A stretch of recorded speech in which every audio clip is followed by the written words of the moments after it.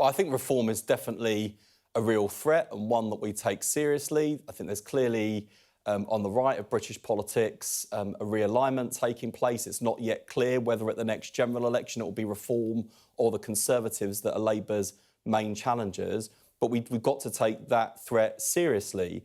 And in that spirit, I think Reform does deserve more airtime and scrutiny of their policies, because you mentioned the issues that Nigel Farage wanted to fight the local elections on. There were other issues like the NHS where he wilts in the sunlight of scrutiny. He says on one hand, says people who can pay should pay.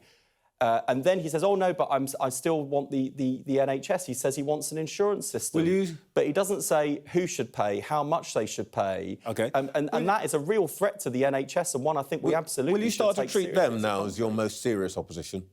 I certainly do treat them as a serious opposition force.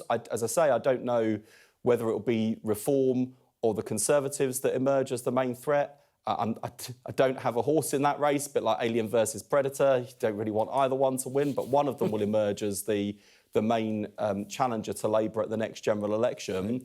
But as the Prime Minister said in his article over the weekend, we see as the big issues and the big battlegrounds the economy, the cost of living, borders, and the NHS. Right. And we've got to show by the next election real improvement to people's lives and experiences on all three of those issues.